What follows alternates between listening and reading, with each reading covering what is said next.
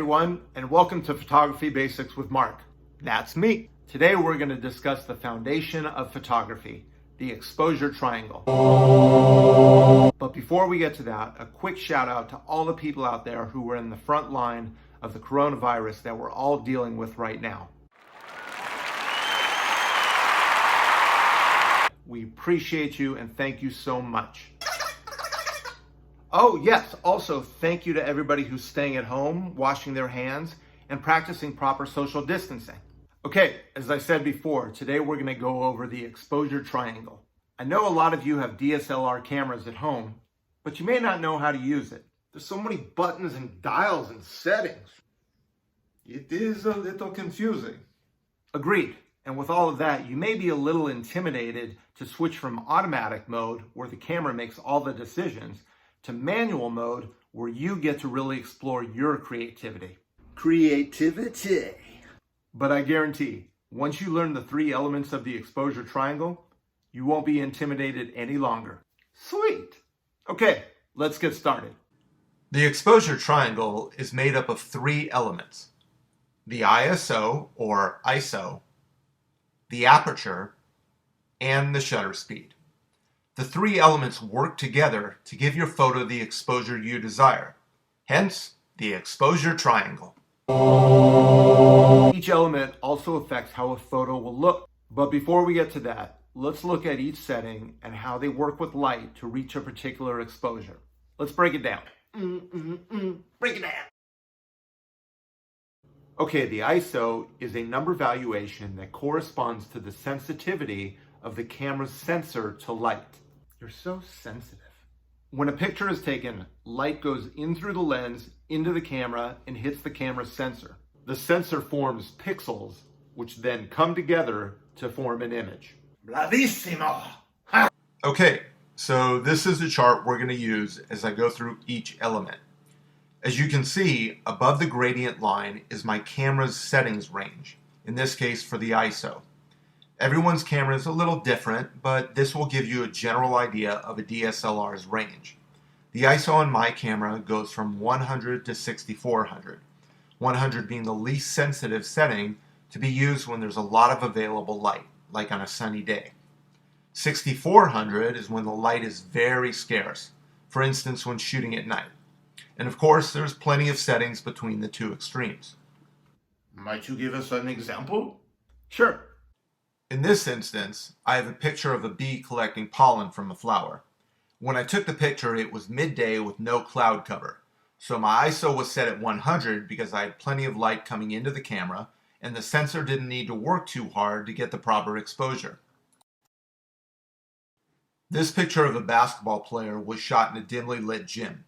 My ISO was brought up to 3200 to make the sensor work a little harder with the limited light, so that the picture was still properly exposed. So in review, the more light you have, the lower your ISO number needs to be. When you have less light, adjust the ISO number to a higher number so that you still get a well-exposed picture. Now you may be saying, Mark, why not always have the ISO at a high number? Yeah.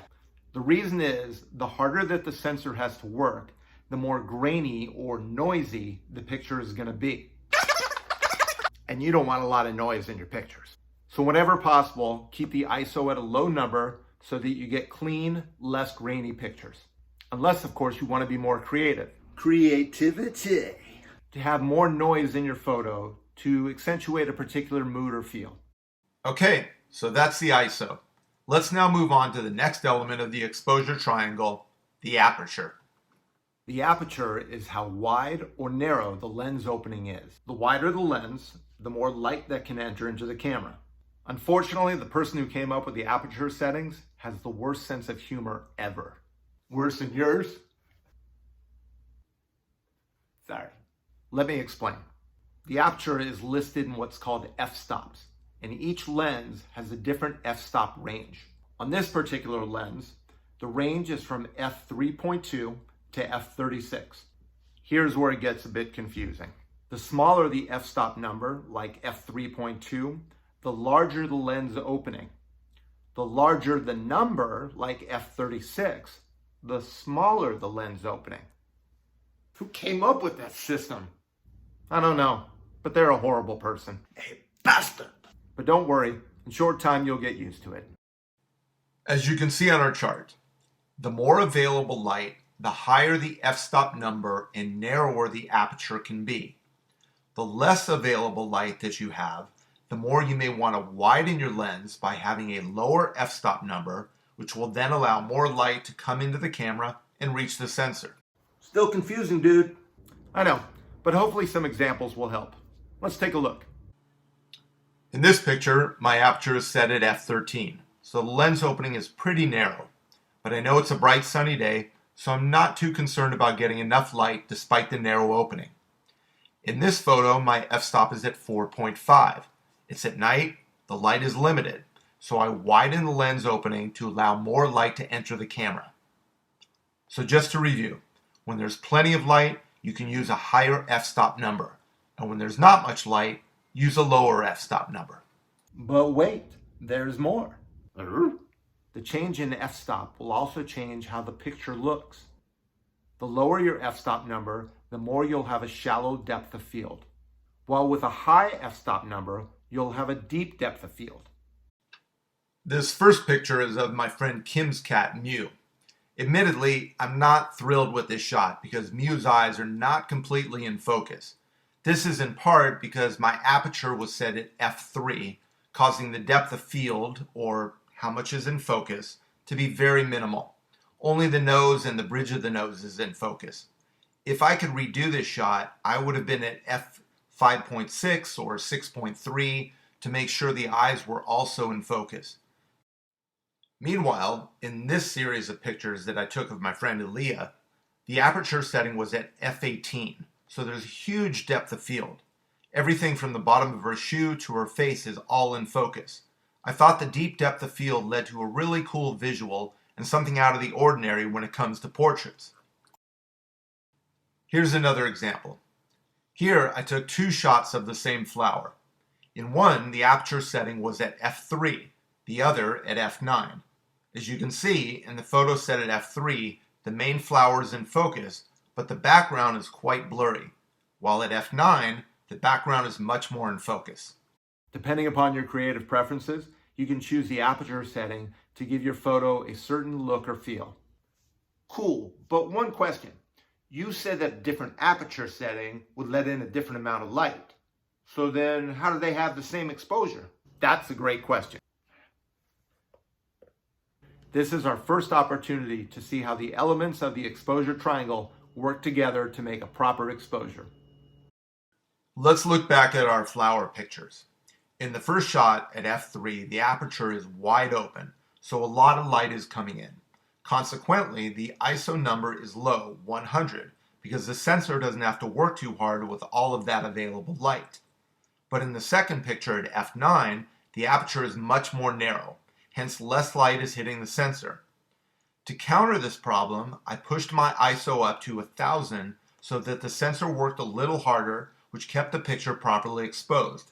And yes, if we enlarged the two pictures a great deal, you would see that the second picture would be much more grainy due to the increase of the ISO. But as you can see, at this size, it's not really visible at all. Okay, so now you're starting to see how the elements of the exposure triangle can work together to give you a well-exposed picture. Let's now take a look at our last element, the shutter speed. The shutter speed determines for how long light travels into the camera. Think of it like this. A curtain is down to the floor. When the shutter release button is hit, the curtain lifts to let in light and then eventually falls right back down again, cutting off the light, which ends the picture's exposure. Dude, you are so weird. You really are. Yes, I know, but that's what happens. The shutter opens, light pours in through the camera, through the lens, and hits the sensor. And voila, we have a picture. Bravissimo! The only question you have to ask yourself is, how long should I keep the shutter open? Let's look at our chart.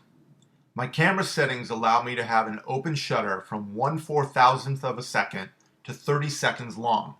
Remember, the longer it's open, the more light will come in.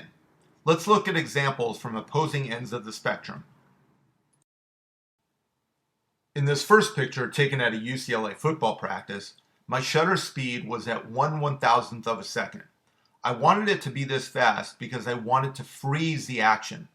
When it comes to sports or any action shot, you usually don't want the shutter speed to be any slower than 1/400th of a second, or your picture might start to be blurry as the subject keeps moving. In this next picture taken in Santa Monica as a bus went by, my shutter was open for 5 long seconds. This is an example of long exposure photography, and as you can see, as the bus went by, the camera picked up the light of the bus, but didn't freeze it at any point.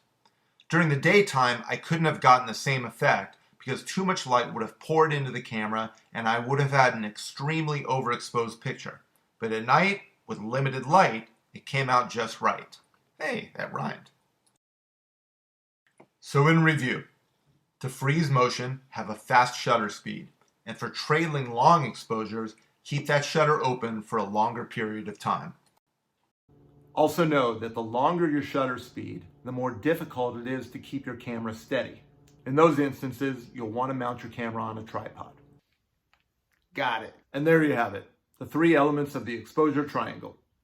Let me give you one last example to show you how the 3 elements can work together. This is my buddy David, also known as Harold Davis. We took this picture at Travel Town in Burbank. I wanted the guitar, David, and even some of the trains in the background to be in focus, so I put my aperture at f14. This gave me the deep depth of field I desired, but remember, with a higher f-stop number, there's going to be a narrow aperture, and so not much light will flow into the camera. In this situation, there was also a roof overhead, which cut off even more light. So to make up for it, I pumped up the ISO to 1250 to heighten the sensor's sensitivity to light, and also had the shutter speed set at a relatively slow rate of 1/40th of a second, allowing a good amount of time to let light come into the camera. By adjusting both the ISO and the shutter speed to low light settings, I made up for the narrow aperture. I got the light I needed, and in the end, I got a good exposure while still keeping that depth of field and the vision for the photo that I had in mind. Okay, now it's time to take out your camera, switch from automatic mode to manual mode, and start playing. Who knows, maybe you'll come up with a cool look that no one's ever thought of before. Word. If you'd like, leave a comment below or reach me at markbloomphotography@gmail.com if you'd like to see more videos. Finally, and not that I'm expecting anything, but if you enjoy the video and you learned a little something and you want to kick back a little something during these crazy times, you can go to PayPal, and I do have an account at markbloomphotography@gmail.com. Thanks for watching, and please stay safe out there.